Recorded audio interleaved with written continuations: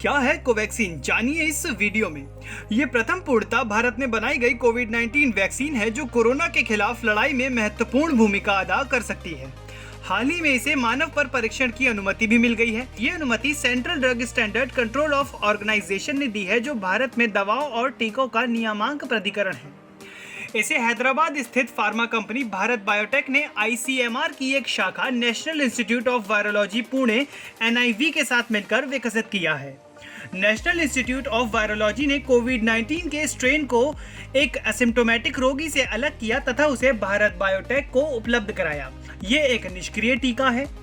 Video को start करने से पहले हमारे चैनल इंडियन क्राउन न्यूज को सब्सक्राइब कर दें और बेल आइकन को प्रेस कर दें।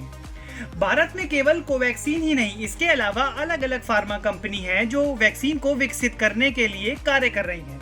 इसमें प्रमुख serum institute of India, Panacea biotech और जेडस कैडिला है। विश्व में मोडर्ना और एस्ट्राजेनिका कोविड-19 के वैक्सीन निर्माण में सबसे आगे चल रही हैं। इसमें एस्ट्राजेनिका वो वैक्सीन विकसित कर रहा है जो ऑक्सफोर्ड विश्वविद्यालय ने बनाई है। इन दोनों कंपनियों के मानव परीक्षण तृतीय चरण पर आरंभ हो चुके हैं, यानी तीसरे चरण पर आरंभ हो चुके हैं। ये माना जा रहा है कि इसकी वैक्सीन बाजार में सबसे पहले आएगी। चलिए अब आपको बताते हैं कि वैक्सीन का विकास कितने चरणों में किया जाता है। तो वैक्सीन के विकास को 5 चरण में किया जाता है। इसमें पहला चरण होता है अन्वेषण और विकास, नई दवाई या वैक्सीन की खोज की जाती है जिसमें। दूसरे चरण में प्रोक्लिनिकल अनुसंधान, दवा या वैक्सीन को जानवरों या प्रयोगशालाओं में टेस्ट किया जाता है ताकि सुरक्षा के बारे में बुनियादी सवालों के जवाब मिल सके।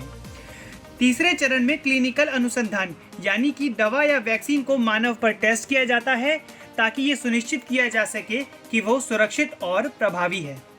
चौथे चरण में रेगुलेटरी समीक्षा की जाती है, जिसमें दवा या संबंधित प्रस्तुत किए गए डाटा की अच्छी तरीके से पड़ताल की जाती है और उसे अनुमोदन करने का निर्णय लिया जाता है। पांचवें चरण में उसकी गुणवत्ता पर नियंत्रण किया जाता है, यानी बाजार में दवा के लॉन्च होने के बाद उसकी सुरक्षा की समीक्षा की जाती है। इसके क्लिनिकल अनुसंधान में 4 चरण होते हैं। चरण 1 में 20 से 100 स्वस्थ वॉलंटियर भाग लेते हैं, जिसमें लगभग 70% दवाएं अगले चरण में चली जाती हैं। चरण 2 में 100 से ज्यादा लोग जो बीमारी से ग्रसित होते हैं वह भाग लेते हैं और 33% दवाएं अगले चरण में चली जाती हैं।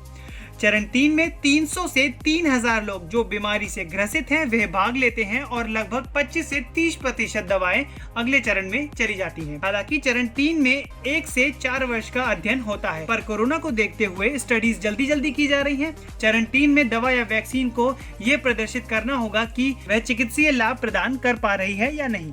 चरण 4 दवा के विकसित होकर बाजार में उपलब्ध होने के बाद शुरू होता है, जिसमें दवा या वैक्सीन के कुछ साइड इफेक्ट्स पर अध्ययन किया जाता है। ऐसे ही वीडियोस के लिए जुड़े रहें हमारे साथ इंडियन क्राउन न्यूज़ पे।